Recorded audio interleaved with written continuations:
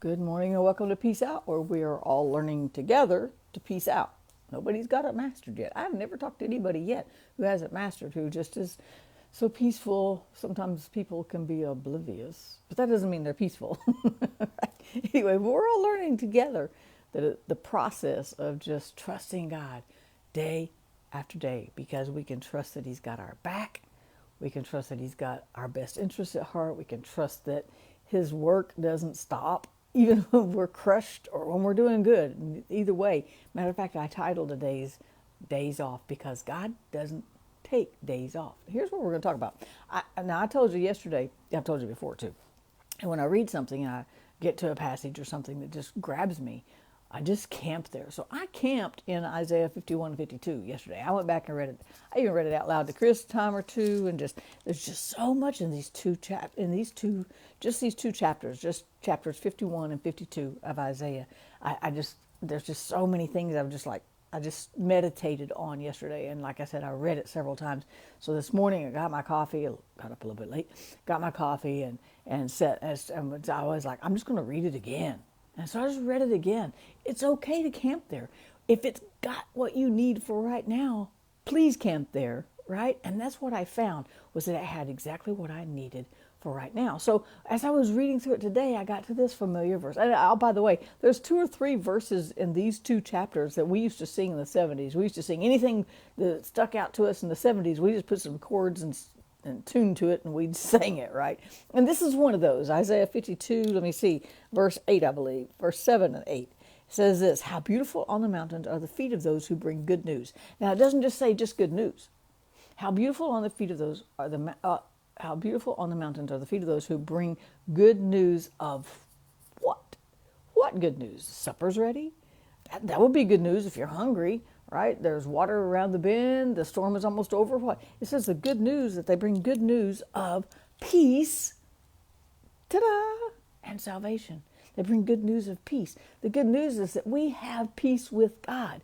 I mean, we talk about peace a lot as far as letting it reign in our heart, and that's what we should do, right? And we talk about having peace in the middle of the storm, that God's with us in the flood, He's with us in the fire. And we need to know those things.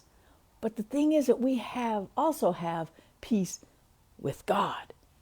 That far outweighs any peace that we try to figure out how to let reign in our heart here. Right? Now, that's important. Don't get me wrong. But firstly, we have peace with God, and we have peace through the cross. That's in Ephesians. I believe it's Ephesians. It's in chapter 2, I think, where it says, He became our peace. And He talked about breaking down the wall, the cross. Jesus going to the cross broke down the wall between the Jew and the Gentile. And now we all have peace with God, right? And that's what this passage is talking about. It's a wonderful thing to hear that God's not mad at us. We have peace with God. He's not up there waiting for us to mess up so He can smash us with a bat, or so He can strike us with lightning, or fry us down to our toenails. We have peace and salvation with God and through God. And He loves us so much, He even made sure that we had that peace, a way to get that peace with Him, to satisfy it before the Old Testament was even written. Before Jesus went to the cross, He said, I'm going to have peace with you. That was His whole goal, was to make peace with us so that we could live a fulfilled life, walking with God in time.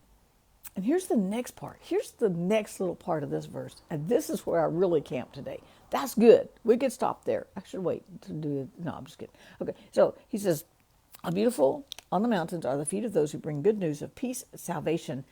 And listen to this. The news that the God of Israel, or Zion, reigns. And that's where I camped this morning. Because I started thinking, you know what? God reigns.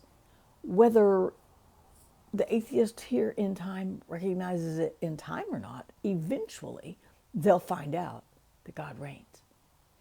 Whether those that haven't heard yet about the goodness of God and how He loves us and how He keeps us, maybe there's some that haven't heard, but God still reigns. Maybe there's some who have heard. We've heard. We know God reigns, and we can rejoice in that. But here's the thing. He will continue to reign. He reigns in eternity. He reigns in time. And here's the thought that I ran off with this morning. Sometimes we want to go back and remind ourselves of peace and salvation and the sovereignty of God when times are tough. But the good news is, and that's good, we need to do that. I'm not knocking that. I'm not saying don't, right? But at the same time, what we need to remember is that when we have a good day, he doesn't take the day off.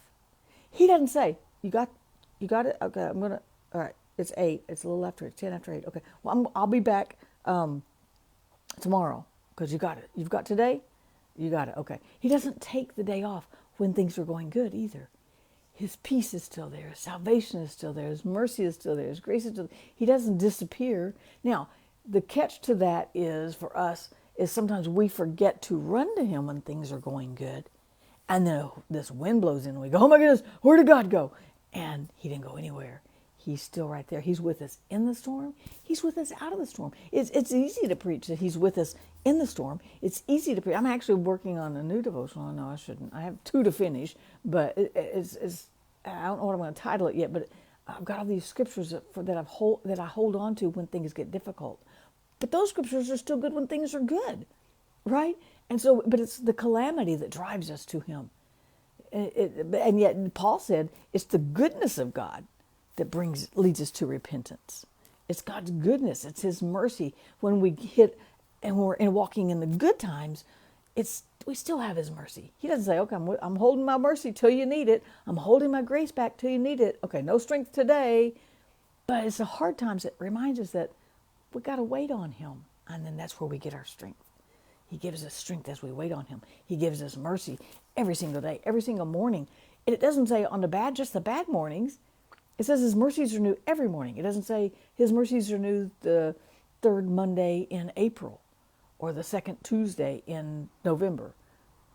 We need his mercy on those Tuesdays, don't we? Anyway, but it doesn't say his mercies are only new those days. It says they're new every single morning. So when everything's going good, the pocketbook is full, you actually like your job for a change, it's going good, maybe you got a promotion, maybe you got a raise, if your relationships are in where you want them and things are going good, he's still got fresh mercies. He doesn't say, okay, you got this handled so you can come back tomorrow and see if you need them. No, he gives us his mercies. God reigns in the good times and in the bad times. We just focus on it more when the bad times get our attention.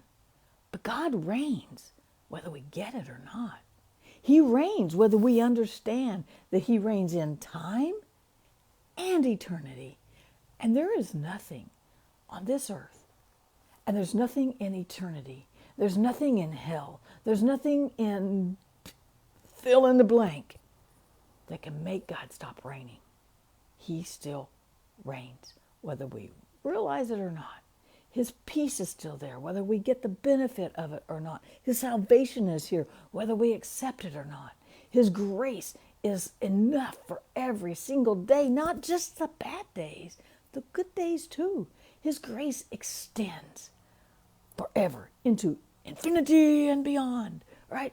And so does his reign, so does his sovereignness, so does his majesty, so does his mercy, so does his love, so does his peace, so does his everything. He is still God on the good days. He doesn't take a day off. He doesn't take a second off. And he could measure that second down to who knows what, right? And he could expand it to know who knows what. He's still God. He still reigns. If you're having a good day or you're having a bad day, he's got you covered, period. That's one of the things I just love about God. Have a great day, you guys. Peace out. Think about some of that. I hope I said something to make you think today, right? Think about his word. Think about his grace. Think about his mercy. Think about his peace. Think about how he still reigns. You can't knock him off his throne. And he's never going to throw in the towel. He doesn't throw in the towel when it gets good. He doesn't throw in the towel when it gets bad. He just reigns sovereign and secure. And that's why we can trust him for peace and mercy every single day. Have a great day. Peace out. I'll see you again tomorrow.